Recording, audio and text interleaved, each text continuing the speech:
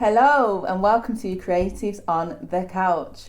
This is a fantastic episode for me. I'm so excited because I am interviewing my TV husband and co-host, Reece Ryan. It's so bizarre.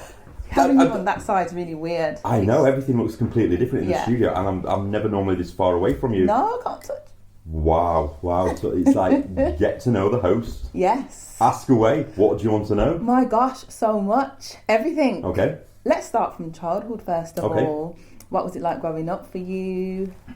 I'm from Doncaster. Yes. And it was myself, my mum, and my little brother Ryan. We were an amazing team. We are an amazing team. They are my rocks in life. My brother is just my world. I adore him. That is why I use his name, as Reece Ryan, because that is my brother. Right. So yeah, growing up in Doncaster, I'm a proud Donny lad. Mm-hmm.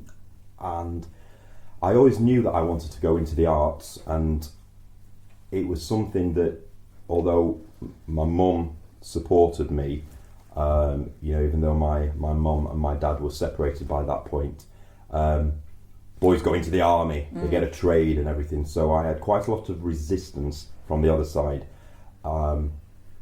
which was tough.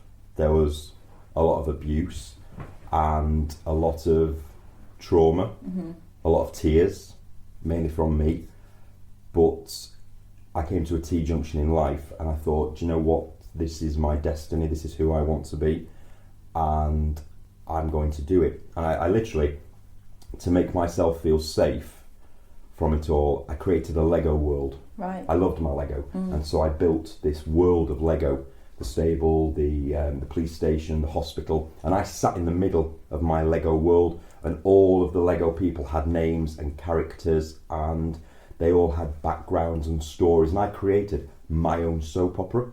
Wow. Where I was safe. Yes. And that was how I started to create characters, create scenarios, and build my repertoire that has gone on to serve me as an actor. Yeah. It's, it was tough.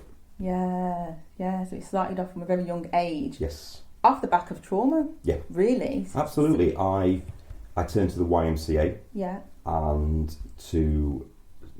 I got involved with Tensing, that changed my life. An amazing lady called Justine Green, she saw something in me at a very young age and said, listen, we're going to Penzance, why don't you come along? I was like, no, I don't think so. And she'd get a free t-shirt. I was like, yeah, I'll be there. So I went to Penzance, I joined Tensing, which stood for Teenagers Singing, and it completely and utterly changed my world. I met the most incredible, beautiful, mind-blowing people who believed in me, and not many people had believed in me at that point. I was the quiet boy, sat at the back of the classroom, and teachers like Mr. Herbert, Steve Herbert, great guy, Annette Claiborne, who I'm still in touch with now, they nurtured me with kid gloves and slowly moved me forward to pursuing my dream. But yeah, it was a long, hard, emotional road. But the YMCA showed me that there was something incredible out there, that the world was mine. I travelled, I became the host of Euromeet, where I travelled to Prague, to Litomyšl in Prague, and then I went to Switzerland. And I needed to find who I was. So at a very young age, I travelled through Europe, jumped on a train, went through the Alps on a train, I went through France, Germany, ended up in Malta, met some amazing people in Malta, Nikki, Stefan, Antoine, who are still in my life now, and found my passion, and coming to terms with being a young gay guy. It was emotional journey into self-belief, self-worth, finding my own integrity, because a lot of people have used me, have abused me, have taken what they want from me and then tossed me aside when they've had their fill. and I'm kind of used to that now. So I paint this smile on my face of, Mr. Entertainment. But yeah, sometimes it's like I'm in quicksand, to be honest. But I'm very proud of who I am, and I'm very proud of what I've achieved. Yeah. I am. Yeah. Very interesting you say that, because I find a lot of creative actors that I know, the backstory is trauma, or there's been something that's triggered off. Yeah, absolutely. And their career. My mum is incredible. She's the most beautiful, supportive rock in my life, and I wouldn't be the man I am today without her. And I turn to her every day about everything. Yeah. Everything. And everything has to sit right. But but now I'm at a place in my life now where I really like who I am. Good. I think I'm a decent guy, and I'm proud of what I've done. And that road, every time I've fallen and every time I've been knocked down, I just get back up again and say, next. Here we go again. You are a decent guy. You're amazing from what I know. And, hearing your backstory, it's like, wow, because you don't come across as somebody that's been through anything traumatic ever. You're always bubbly, smiley, all the time. It's just who I am. Yeah. And, there's a lot of negativity out there. And there's a lot of people who are lonely. And, I always joke, I say I'm a great recluse. I have a very small circle of friends who I trust implicably. And then I have my colleagues and people around me, but I'm very guarded, and I love my little world, my home, my dogs, and my life, my everything, and that is my safe space, and I think in this business, I know I can rely on myself and I can trust myself. I know I can depend on myself, and I quite like that. So the walls are quite high around me. But once I let you in, then that's great. Yeah, absolutely. But then I've let people in who then show their true colours, and I'm like, okay, all right, another lesson learned. Yes, tick. Yeah. But everything is a lesson learned, isn't it? Yeah, absolutely. Everything, good or bad, it's all a lesson. Yeah. So walk us through your career, because I know your career. Career's it's been crazy. Yeah. It's been such a roller coaster, and starting at the BBC was phenomenal. Meeting Anne Lejeune in a toy shop of all places was amazing. She was struggling to get through a door, and I held the door open for her, and as she walked through, the lid off this box fell off and it said BBC Worldwide on it, and I was like, oh, okay, I'm going to stick with you. So I spent the whole day watching this roadshow, and there was some of the gladiators there, and how far we're going back now. Some of the gladiators were there was a few soap stars, and I spent the whole day watching the set being built, the lighting, the cameras, and absorbed everything. And back in those days, there was no such thing as mobile phones or anything like that. So I gave her my landline. A landline! Can you believe it? Wow. So, and it must have been about 2 or 3 weeks later that she rang the landline. Did she? And Mum shouted me, Anne's on the phone. Who's Anne? Long story short, they invited me to London. I went down, I met Michael, who eventually became my manager. And that was it then. That was the start. The everything opened. I started with, learning how the studios work, floor management, and runners, how shows, Noel's House Party was put together, and stuff like that. Worked with people like Dame Edna Everage. Was introduced to so many incredible people, and it was at that point that people like Paul Shane walked into my life. That Heidi High, was one of my favourite shows, and Paul walked into my life at a point where I really needed somebody and needed guidance. And Paul taught me so much stuff about building shows, creating a stage persona, and then it just went crazy. Cannonball, Ken Dodd, he became a very good friend of mine, did Ken Dodd, and I adored him. He taught me how to work an audience, how to work theatres and shows, and from there I kind of threw myself at everything. I went into Blood Brothers, I did Fen, I went into Marat Sard, Romeo and Juliet, Snow Queen playing Jack Frost. That was my first taste at Panto, and obviously now I've done 20 years as a leading man in Panto, whether it's Captain Hook, Jafar, The Dame, which Scarecrow, Wizard of Oz, one of the best things that I've ever done. Loved it. And I thought, do you know what? I can do anything, whether it's my movies, our chat show that we Yeah, do, yeah. my stage show, hosting Winter Wonderland, you know, Tammy and Billy Silcock, they trusted me and literally handed me Winter Wonderland and said, you will be the host of Wonderland, which has been one of the biggest adventures of my life. I love what we create there, and the shows. If somebody says to me, you can't do it, I'm like, yes, I can. Yeah. Same way when my alter ego was Reece Lightning. Okay. Everybody, you know, that was the alter ego that I created as the Reece Lightning show. I went to the arena, to the Doncaster Dome Arena, and I'd got 84 pence in my pocket. Okay, I went and sat with the managers of the Doncaster Dome Arena, which holds 3,000 people, and I said, I want to put on a show. And they looked at me and they started throwing all these figures around and all this money, and I was shaking. I was like, oh my God, oh my God, oh my God. I told them my dream. I said, yeah, we'll book it. We'll sell the arena.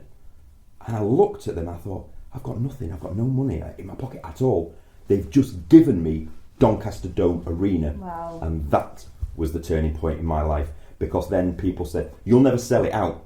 Oh, I sold it out. Yeah, yeah. I wanted 5 dancers behind me. You'll never get 5 dancers. I actually ended up with 50 dancers behind me. What? Yeah, 50 dancers. I created all the comedy. I created all the characters. I wrote a sketch show called Ron and Glow, which was brilliant. I got an amazing girl called Gay Shepherd on, who became my screen wife. Yeah. And we took the show all over the place. It was phenomenal. The Reece Lightning show just went bigger and bigger and bigger, and then off the back of that, the BBC started throwing more and more and more at me. I started working with Nick Park for Wallace and Gromit, doing all the tours. Working with Peter Sallis from Last of the Summer Wine was a dream. Wow. And then it went on to Postman Pat, But Ugly Martians. We did the tours went crazy, and then they handed me Funfest Live, working with Noddy. So Enid Blyton is my hero. Yeah. So to create something like Funfest, where we had 30,000 people in front of us, with me centre stage, with the whole cast of Noddy around me, and we created something spectacular, and we took it to National Trust houses all over the country. And when we played Nebworth, just blew my mind, because I'm on a stage with the cast of Noddy. Hold it there. You know this part too. Yeah, right? we're going to go You to know a commercial this. break. We are. We're going to go to a commercial break. I hope you enjoyed this as much as I am. I'm loving this, Reece. Go and get a cuppa and come straight back. We'll see you in a short while.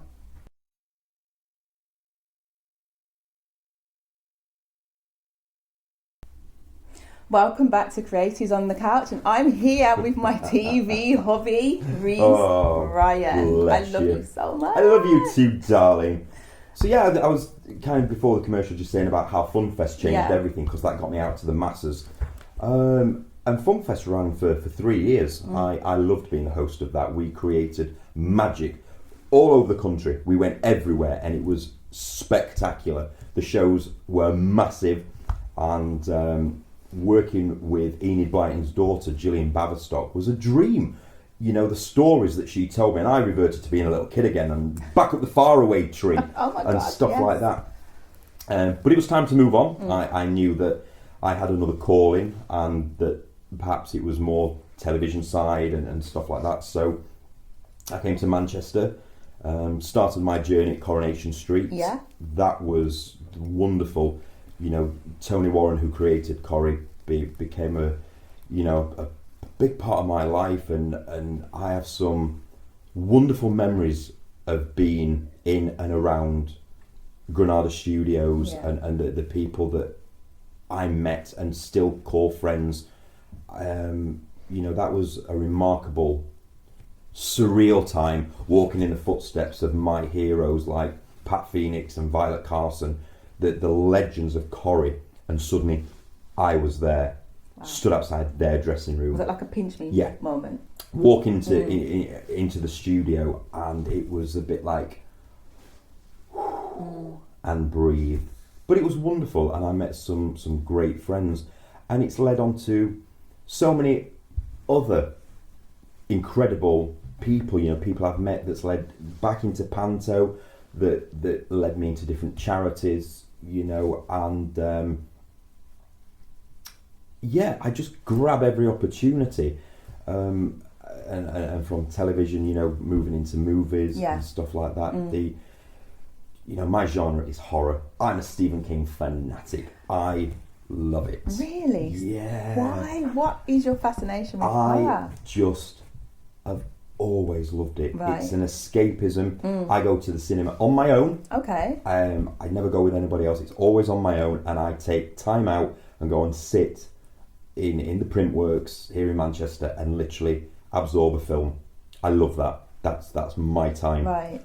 But then to be cast as the lead in a horror was mind-blowing. I did the screen test, and a lot of people went for that part. But I was busy being Scarecrow and Wizard of Oz at the time, and people were like, this is for you, this is for you, this is for you. I was so busy on the yellow brick road. So going into Boarhog was probably one of the most incredible things that I've ever done, ever. To become Adam Brecknell, when the film comes out, I think everybody's going to love what we created, because it really is a proper, throwback to really good retro slasher movies. And that is what I think, the world went mad with Walking Dead. Yes. Everything went zombie crazy. It did. And then the vampires, Yeah. with Twilight. But there was this little tiny spot there that people wanted a slasher. So we've gone in and filled that void and thought, you know what, let's do it. And I'm really proud of what we created. It was hard work, it was long hours, but the film is stunning. Yeah, I've seen the trailer. That looks phenomenal. I'm so evil. So evil in it. But, I love my charity work and getting involved. What kind of things do you do for charity? What have you done? What is the most outrageous thing? The most outrageous thing Yes. I did. I've done Soap Star Soccer Star, which I did with Danny Miller, who is Aaron in Emmerdale. Yeah. So he has a great charity called Once Upon a Smile, and so I got involved with that with him and Dan Gillins, and we literally put loads of celebrities onto a football pitch. I hosted it, and we raised a ton of money. One of the greatest journeys of my life was becoming the ambassador of the James Bulger Memorial Trust. Okay, yes. So Denise walked into my life in around about 2011, and we started a journey to keep James's memory alive. Yeah. And over the years, I raised an astonishing amount of money for the charity that I am so proud of, and proud of what we created as a team. What I gave to them individually, it was a great honour to be on that journey. And then Stroke Association, NSPCC, Help for Heroes, YMCA. I will always be indebted to the YMCA.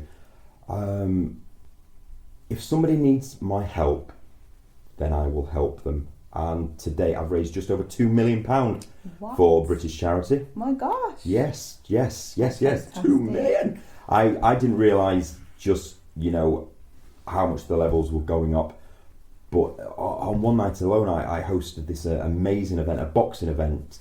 In one night alone, I raised over 300,000 just like that. That's phenomenal. Which led to me what's this? Getting my lovely recognition and my title. So I was awarded the British Citizen Award for services to charity within the United Kingdom, and going to the Palace and the Palace of Westminster and being taken into a different world was incredible. It's been the greatest honour of my life. I don't do it for recognition. I do it because I love it, and I love people, and I love helping people. But I was awarded this absolutely stunning medal. It was a great day, and it has opened a lot of doors for me, both in London, within the Palace of Westminster itself, and with the team of the British Citizens Awards. I was invited back to London, where they asked if I would love to be, or if I would like to be, the British ambassador for the British Citizen Awards. And I was like, wow, seriously? Really? So they have my back, they trust me, I trust them. It's an absolute incredible team to be working alongside, and I am so proud to be, the ambassador of the British Citizen Awards now. So I never saw that one coming, but I was like, wow, amazing. So yeah, that's my medal. It's well deserved. Thank you so much. Deserved, yeah. I'm just me. Like I said, I like people, but I am away from all of this. I'm so fiercely private. Like I've just said, my happy place is being with my dogs, being at home, watching MasterChef. I'm so rock and roll. I'm just so rock and roll. But yeah, the career has it's thrown a lot at me. There's so much I've forgotten about and stuff like that. Yeah. So going forward, where do you see yourself? Have you got any plans? Going forward, yeah. People walk into your life, and I believe people walk into your life for a reason. Yeah. I was made aware of, Chris and Lib, who are director producer of our show. Yeah. And people had earmarked me towards Chris Jackson. So I sent him a message. It was about an idea that he had to bring a chat show about the creatives on the couch, and I have a lot of respect for the team. We are a great team. Yeah. And obviously Chris has got his films as well, so he asked if I would like to be involved with Man and Angle as Jameson. So we filmed that a few months ago. Another psycho. I'm always a psycho. So that was quite nice, to be trusted, as well as being co-host with you. Yes. And you walking into my life, that they felt that they could trust me with Man and Angle, and going forward with projects, regarding Disaster Dates 2, which is a sequel to another film that they produced and directed a couple of years ago. So, going forward, I just want to keep, being true to myself, do stuff that I enjoy. I love pantos. I love, hosting the shows. I've just recently done, I was involved with the Bobby Ball Memorial Show. Yeah.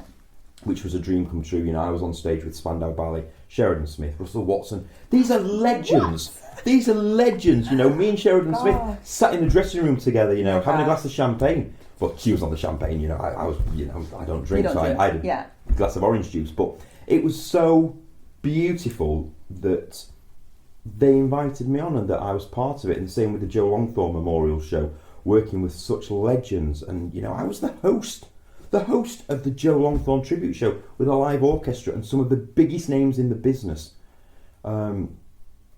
So I hope people trust what I do. I hope they enjoy what I do. And as long as people, whether it's panto, chat show, making movies, as long as they like what they see, then I'll keep going with it. So I'm getting a bit croaky. I think people do like what they see, which is why you're involved in so many things. People do trust you, from what I've seen, from when we've interviewed people on the couch. I see the love that just radiates, from them to you. Yeah. People support you, respect you, so I think... Make me cry. It's like... Honestly, and you're just a fabulous person. And you've still got a bright future ahead of you, and you are a national treasure to me. Wow. Honestly. Wow. Because I know you obviously personally, but even just listening to you today and hearing some of the stuff that you've done that I didn't even know. Yeah. You're fabulous. It's been fun. But you're so humble with it as well. Yeah. You throw all these things out as though it's just nothing. Yeah. It's massive. I don't think you realise what you've done. No, I just, even sometimes like just hearing it there, I'm thinking, wow, I really did all of that, and it has been a fun journey. Don't get me wrong, it's been absolutely brilliant. But I have been really, really lucky, but I'm only as good as the people that I have around me. I'm getting choked up again. Oh my darling. Getting choked up. No, it is what it is. I just wanted always to do my family proud, and you are, and my lovely granddad. Yeah. I think they'll be up there and saying, "Hey, it's all right, that one." For sure. Yorkshire lad. Yeah. Yeah. I don't know. Anywhere else you want to go? Anything else you want to know? I just want to say thank you for being you, Reece, you know, and even this journey that we're on now, it's fabulous, it's amazing. I'm just so excited to be working with you and honoured, actually. Oh, no, don't you be know, honestly, I really am. But before we do finish off, yeah. does the colour red ring a bell to you? Red Power Ranger. Oh yeah. That was just by the by. Yeah, I was involved for a little while. Bit of tight red lycra. So, you know, just journeys, isn't it? This is what I mean. Like, you've done a bit of everything. Coronation Street. You've done the pantos. Yeah. You've done the hosting. Yeah. You've done so much. Doing the. Yeah. Wow. Yeah. You seem blown away by your own story. It's just when everything comes back, because it's a day-to-day occurrence for me. But yeah, people sort of like trust me with things, and then they hand it all over. And I think a lot of that is down to APS, you know, and stuff like that. That they said, look, you'd be perfect for this part. You'd be perfect for this one. Gonna have to. Just. Yeah, thank you for believing in me. You guys are all watching. Thank you for believing in me. I could speak to you forever, my darling, and I love you dearly. I love you too. All right. I hope you've enjoyed this episode of Creatives on the Couch. We've got up close and personal with my TV hubby, Reece Ryan, and it's been a fantastic episode. See you at the next one. Bye.